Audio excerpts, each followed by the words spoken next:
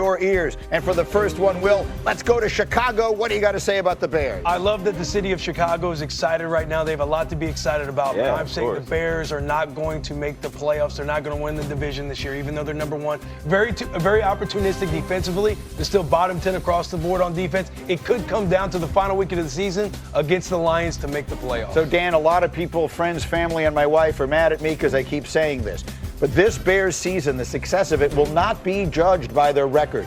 It will be judged by the fact that they have finally done it. That Ben Johnson and Caleb Williams have created together the quarterback this franchise has been missing for a century. And the ascension, even if it starts next year rather than this, will be what they've been waiting for. This past month for Chicago has been the most important month in years.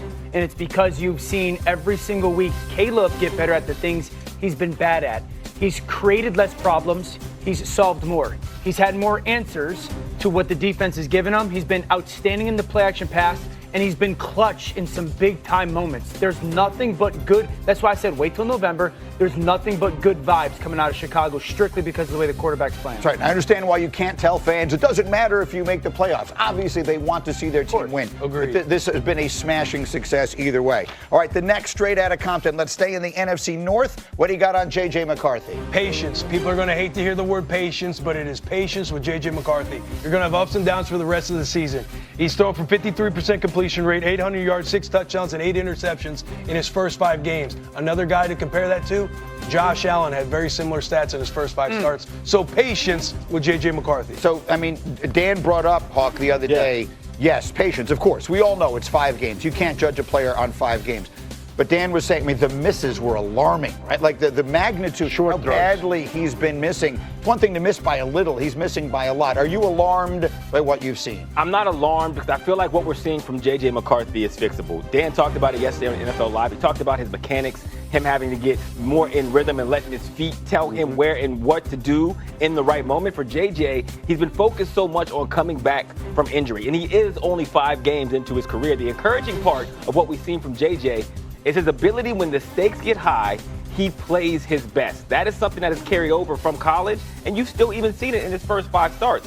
Hang in there. In the offseason, he needs to fix and address some of these mechanical issues, but he absolutely still has a lot of ability. I feel a lot better about JJ today and yesterday after diving into those misses than I did immediately Monday. Okay. We talked about it and broke it down and demoed it yesterday. It's a mechanical thing. He gets far too wide in his step.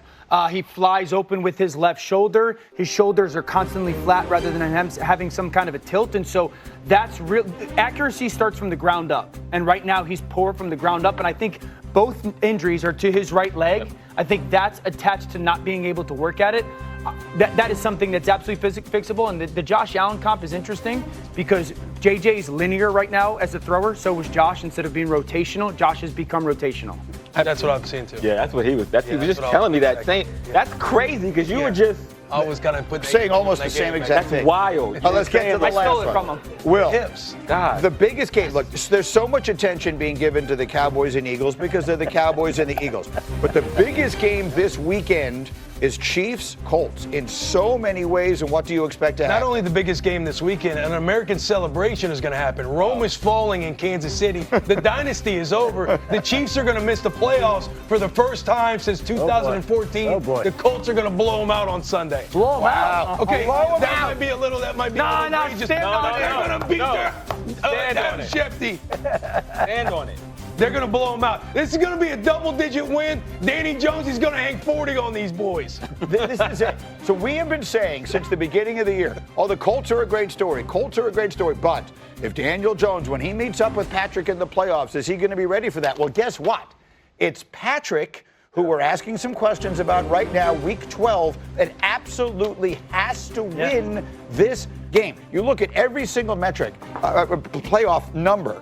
The Chiefs have to win this game if they're going to make the playoffs. And who is the one guy that did beat him in the postseason? Who's the one guy that has had some success? Lou Anarumo, when he was the Bengals defensive coordinator. Oh. He's now in Indianapolis.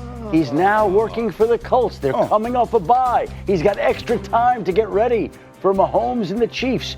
Again, Mahomes and the Chiefs have gotten the best of Lou Anarumo at times, but there aren't many defensive coordinators who have done a better job of slowing down that quarterback and that offense than the Colts defensive coordinator. Yeah, I don't think Kansas City defensively can stop Tyler Warren.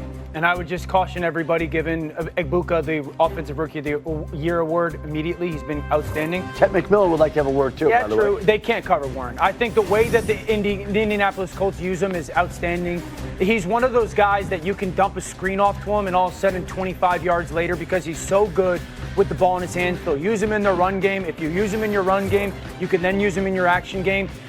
Players over plays, moments. You can throw him balls with the contested catch, his ability to just make strong catches. I think you got to match up with him, size, physicality, ball skills. You can give it to him short, and he could just be physically more dominant than other people. And then down the field, this is where I think Kansas City's going to struggle. You play against Kansas City, throwing to the tight end. Teams this year are 44 for 52 throwing to their tight end against Kansas City's defense. This young man is a special talent. Think of Dalton Kincaid and what he did a couple weeks ago against this Kansas City defense. I think Tyler Warren has a massive day and leads the Colts to a win as well. Let me put a number to this, Cindy, if we could see C27. I mean, the Chiefs, I told you the other day, they have to win out in order to assure themselves of a playoff spot. Otherwise, they will need some help. If they lose this game on Sunday, their chances of making the playoffs drop to 36%. That's the playoffs. This is a team that's been in the last 3 Super Bowls, and they will have only a 36% chance to make the playoffs. I've heard from everyone here but you, Hawk. Who do you expect to win this game? I'm not betting against Patrick Mahomes. He's never lost 3 in a row. They understand their backs are against the wall, and I feel like in most times in those situations, he plays at his best. Even if you look at it schematically offensively, there were big throws last week for the Kansas City Chiefs that they didn't connect on, that they have to connect on. One to Xavier Worthy, one to Thornton down the field. And I think when you have their kind of receiving core and weapons on the outside, including Travis Kelce, it's receiver by committee, but each portion of the field needs to execute. They didn't do that down the field, which is why the whole thing kind of crumbled. This is where everybody's going to be. Next week, it's going to be I'm not betting against Patrick Mahomes because he's never went 0-4 in his career. Like sports books, everybody still got Chiefs favored to win the Super Bowl and everything. Right. Like it.